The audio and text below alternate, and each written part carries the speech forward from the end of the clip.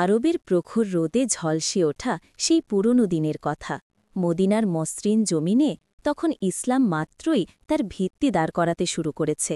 মুসলমানদের সংখ্যা বাড়ছে, কিন্তু একটি সমস্যা থেকে গেল, নামাজের সময় জানানো হবে কিভাবে। সেদিন মুসলমানরা একসাথে জড়ো হয়ে আলোচনায় বসেন। কেউ বললেন শিঙ্গা বাজানো হোক, আবার কেউ বললেন ঘণ্টা দেয়া হোক, কিন্তু রাসূলুল্লাহ সাল্লাল্লাহু সাল্লাম বললেন, এগুলো তো মুসলমানদের পরিচয় নয়। মুসলমানদের জন্য চাই এমন কিছু যা হবে পবিত্র, হৃদয়গ্রাহী, পরিচ্ছন্ন আর আল্লাহর দিকে ডেকে নেওয়া এক মহান আহ্বান। সেই ঐশী সিদ্ধান্তের সূচনা। রাতে এক সাহাবী আবদুল্লাহ ইবনে জায়েদরা একটি স্বপ্ন দেখলেন। তিনি দেখলেন সাদা পোশাক পরা একজন ব্যক্তি তাকে আজানের শব্দ শিখিয়ে দিচ্ছেন। আল্লাহু আকবার, আল্লাহু আকবার, আশহাদু আল্লা ইলাহা ইল্লাল্লাহ, হাইয়া আলাস-সালাহ। ঘুম ভেঙেই তিনি দৌড়ে গেলেন নবী করিম সাল্লাল্লাহু সাল্লামের কাছে। সব শুনে রাসূলের চেহারা আনন্দে উজ্জ্বল হয়ে উঠল। তিনি বললেন, এ স্বপ্ন সত্য, এটি একটি ঈশ্বর প্রদত্ত বার্তা।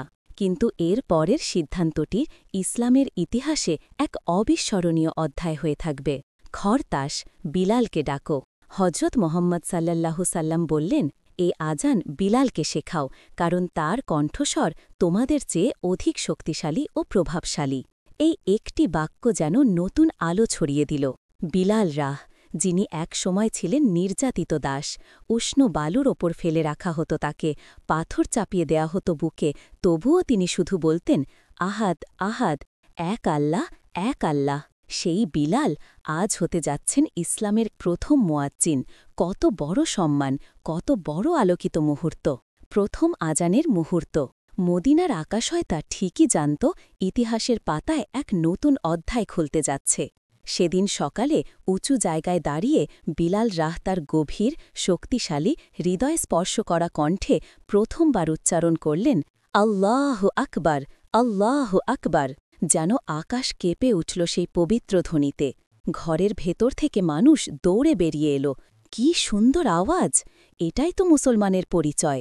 আজানের প্রতিটি শব্দ যেন মানুষের হৃদয়ে আলো ছড়িয়ে দিল, যেন জানিয়ে দিল, এসো আল্লাহর দিকে ফিরে আসো, এসো সফলতার পথে। রাসূলুল্লাহ সাল্লাল্লাহু সাল্লাম নিজেও সেই প্রথম আজান শুনলেন। চোখে চলে এলো অশ্রু। কেননা যে মানুষটি মক্কার নির্যাতনে কাঁপেননি, আল্লাহর পথে অটুট ছিলেন, সেই আজ মুসলমানদের নামাজে ডাকছেন। এটা কেবল একটি দায়িত্বই নয়, এটা এক প্রকার পুরস্কার। মহান আজানের শক্তি এবং মুসলমানদের পরিচয়। আজান শুধু নামাজের ডাক নয়, এটি মুসলমানের চিহ্ন, আল্লাহর মহিমার ঘোষণা আর আধ্যাত্মিক আহ্বান। প্রতিটি হাইয়া আলাস-সালাহ যেন বলে, জীবনকে থামাও, সৃষ্টার দিকে ফিরে আসো। আর প্রতিটি আল্লাহু আকবার যেন ঘোষণা করে, পৃথিবীর সব কিছু ক্ষণস্থায়ী, কিন্তু আল্লাহ মহান। ভাতা। নবীর সাল্লাল্লাহুর ইন্তেকালের পর যেদিন রাসূলুল্লাহ সাল্লাল্লাহু সাল্লাম ইন্তেকাল করলেন, সেদিন বিলালরা আর আজান দিতে পারলেন না। আশহাদু আন্না মুহাম্মাদার রাসূলুল্লাহ বাক্যটি বলতে গিয়েও তিনি ভেঙে পড়লেন। কান্নায় গলা রুদ্ধ হয়ে গেল। মদিনার মানুষও কেঁদে উঠল। তারপর তিনি শামে চলে গেলেন, কিন্তু একদিন উমরের অনুরোধে তিনি আবার আজান দিলেন। মদিনার পুরনো রাস্তাগুলো কেঁপে উঠল। মানুষ দৌড়ে বেরিয়ে এলো, সবাই কাঁদতে লাগল। মনে হচ্ছে নবী আমাদের মাঝে ফিরে এসেছেন। স্টার। বিলাল রাহের কণ্ঠে আজানের উত্তরাধিকার। আজ সারা পৃথিবীতে লক্ষ লক্ষ মুয়াজ্জিন আছেন, কিন্তু প্রতিটি আজান যেন সেই প্রথম দিনের সুরই বহন করে। বিলাল রাহের কণ্ঠে উচ্চারিত সেই পবিত্র আহ্বান।